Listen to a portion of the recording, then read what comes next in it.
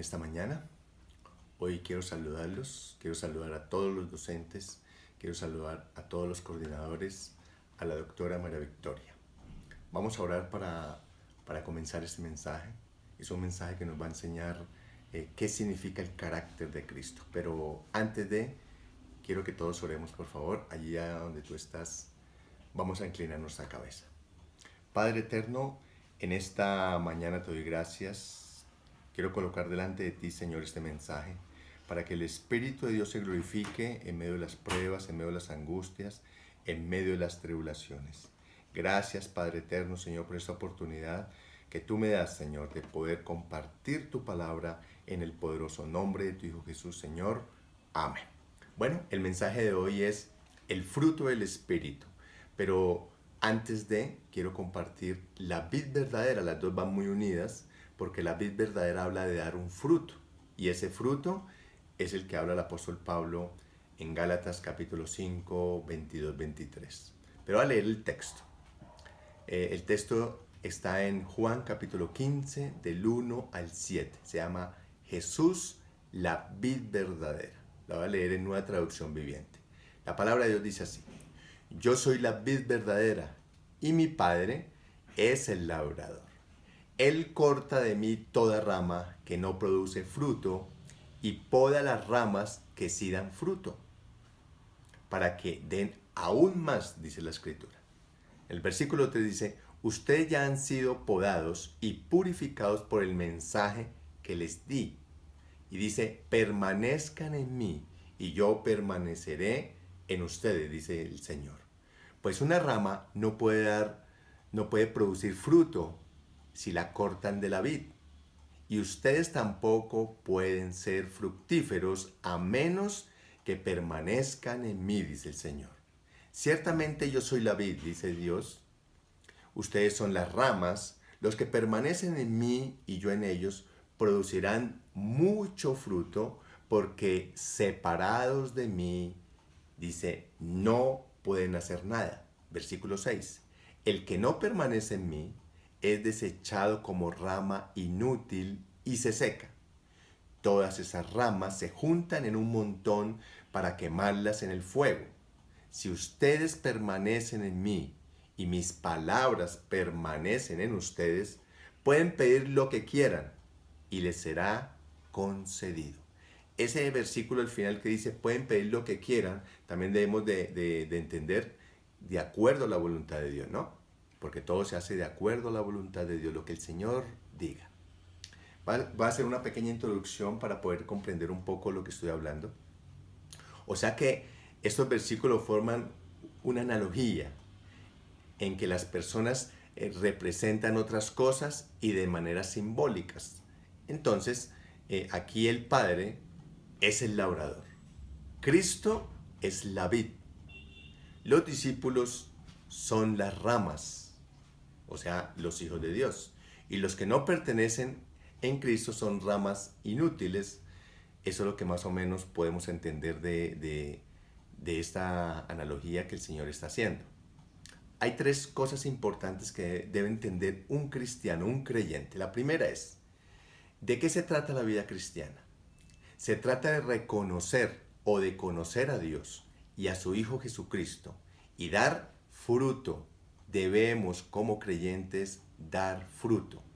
Cuando uno mira Juan capítulo 15, 16, dice: Jesús nos dijo: no me elegisteis vosotros a mí, sino que yo os elegí a vosotros y os he puesto para que vayas y lleves fruto y vuestro fruto permanezca. Mira lo que está diciendo Dios. Ese fruto debe permanecer en cada uno de nosotros.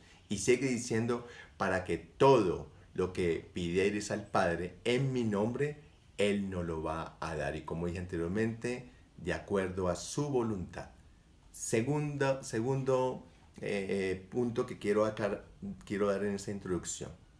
También el apóstol Pablo dijo en Romanos capítulo 7, versículo 4. Él dijo así: así también vosotros, hermanos míos, habéis muerto a la ley mediante el cuerpo de Cristo, para que seáis de otro, del que resucitó de los muertos, a fin de que llevemos fruto para Dios.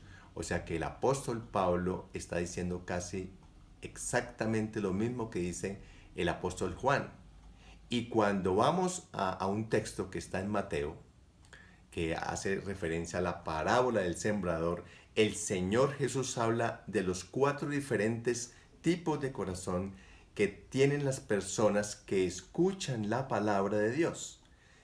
O sea que según la parábola, las 3 primeras semillas, dice, no cayeron en buena tierra y obviamente no dieron fruto. Mientras que la última semilla, que habla la escritura en Mateo 13:23, dice así, es la que oye y entiende la palabra. Y dice, y da fruto y produce al 100, al 60 y al 30 por uno.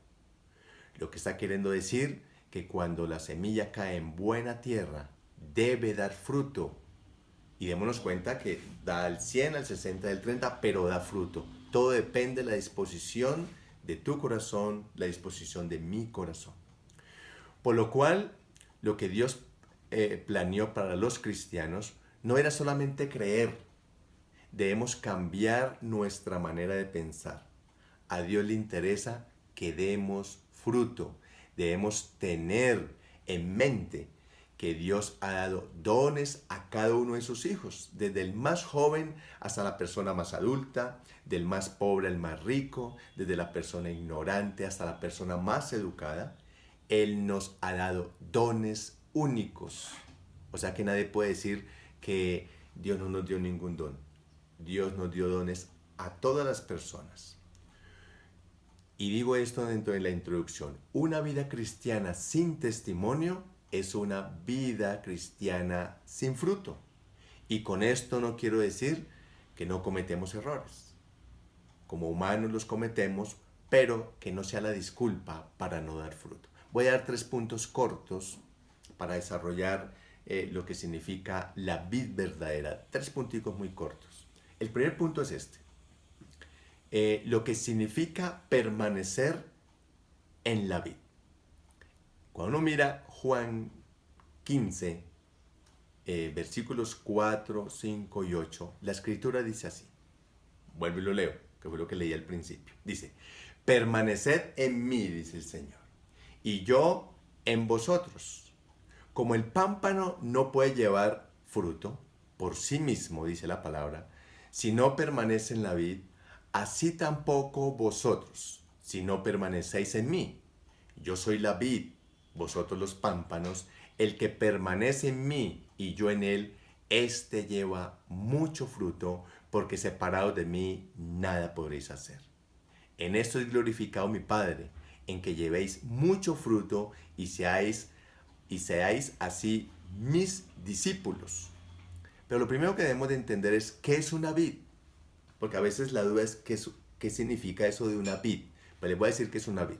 La vid es una planta de tronco retorcida, ramas tiernas y largas, son flexibles, tienen hojas alternas, echa flores verdosas en racimos que se transforman en uvas.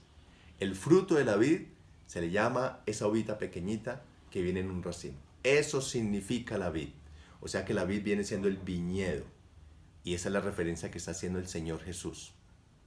Producir fruto significa que somos permanentes en esa vid, o sea, en el viñedo. Y nosotros no somos la vid, como les dije a ustedes ahorita. La vid es Cristo. Nosotros somos los pámpanos. Los pámpanos son las ramas.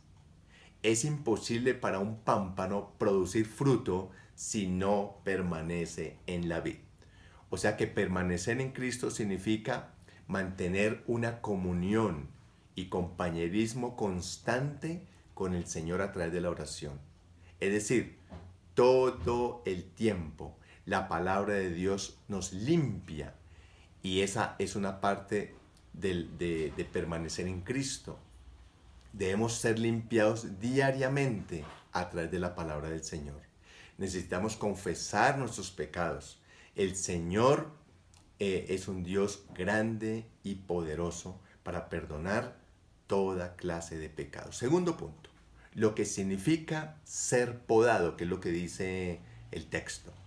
Toda planta necesita del agricultor, que la podará para su crecimiento a la forma deseada, el cual cuidará y removerá las partes dañadas y la limpiará para que así produzca más fruto. O sea que el agricultor cumple una función bien importante. Y ese agricultor allí en la escritura es Dios, nuestro Padre, el que se preocupa por cada uno de sus hijos. O sea que nosotros necesitamos ser podados. Nosotros también tenemos un agricultor que se encarga de ello, como se los dije. Juan 15, 2, 3 dice, Él corta de mí toda rama que no produce fruto y poda las ramas que sí dan fruto, para que den aún más, dice la Escritura. Y dice, ustedes ya han sido podados y purificados por el mensaje que les di.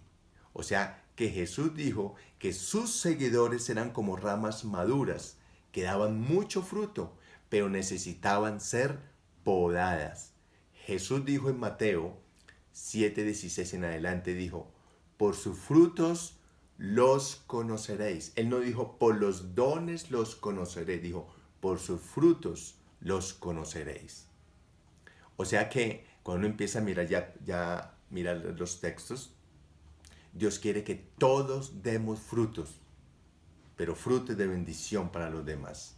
Aunque las ramas infructuosas se quitan de la vid, dice la palabra, y se queman, el Padre cuida con ternura las ramas frutales. En el versículo 2, Jesús le dijo a sus discípulos que cada rama que dé fruto es podada para que siga fructificando.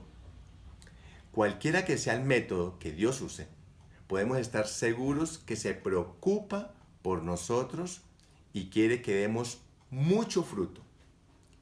Él quiere liberarnos de todo aquello que nos afecta. Él nos continúa cuidando a lo largo de nuestras vidas para que sigamos dándose fruto que Él quiere, para que seamos productivos. Tercer punto, lo que significa llevar fruto. Pero aquí lo primero sale una pregunta. ¿Qué es fruto en la vida espiritual? Porque aquí lo estamos colocando en la parte terrenal, pero ahora lo vamos a entender en la parte espiritual. ¿Qué significa dar fruto en las cosas espirituales? O sea que aquí fruto es tener una vida transformada, centrada en Cristo, una vida a la que hemos muerto a nosotros mismos, para que Cristo viva a través de nosotros. Debe ser una vida que complazca a nuestro Padre y no a nosotros mismos ni a la gente. Una vida cuyo tema central y prioridad sea Dios. Veamos lo que dice Gálatas. Cuando uno mira Gálatas, lo que habla el apóstol Pablo, en 5, 22 y 23 dice, mas el fruto del Espíritu es amor, gozo, paz, paciencia, benignidad, bondad, fe. Esa fe se traduce a fidelidad, mansedumbre, templanza. Y dice, contra tales cosas no hay ley. Pero los que son de Cristo han crucificado la carne con sus pasiones y deseos. Y dice, y si vivimos por el Espíritu, andemos por el Espíritu. O sea que llevar el fruto del Espíritu no es opcional en la vida cristiana. Llevar el fruto es el resultado de la obediencia a la palabra de Dios. Debemos tener el carácter de Cristo. Ahora, ¿cómo puedo llevar fruto? El fruto del Espíritu solo puede manifestarse en mí por el poder del Espíritu Santo. O sea que cuando tú recibes a Cristo, el Espíritu de Dios reposa sobre ti y ahí coloca 9 semillitas, que es el fruto del Espíritu, y esas semillitas deben ser desarrolladas por cada uno de nosotros. Más adelante, nuestros compañeros van a explicar qué significa cada uno de ellos, para que lo podamos entender mejor. Todo esto es una introducción para entender una verdad que a veces no comprendemos. En Efesios 2:10 dice, porque somos hechura suya, creados en Cristo Jesús, dice, para buenas obras, las cuales Dios preparó de antemano para que anduviésemos en ella. O sea que La Escritura nos habla a través del apóstol Pedro en 4, 7, 11, dice que todos nosotros, Dios nos dio dones para que nosotros ministráramos a los demás. Ese fue el propósito de Dios. Cuando tú miras primera de Pedro 4, 7, 11, no lo voy a leer porque es un poco extenso, tú la lees y la Escritura nos está diciendo a través del apóstol Pedro que Dios le dio dones a todos. Y esos dones deben de producir ese fruto que tanto anhelamos. Y quiero terminar diciendo esto. Los frutos de justicia son por medio de Jesucristo, no por nuestras fuerzas. Además, su resultado es la gloria y alabanza de Dios. Como Jesús explica en Juan capítulo 15. Él es la vid y nosotros somos los pámpanos. Muchas gracias. Mis compañeros van a seguir explicando lo que significa cada uno del fruto del Espíritu Santo. Que Dios les continúe bendiciendo. Muchas gracias.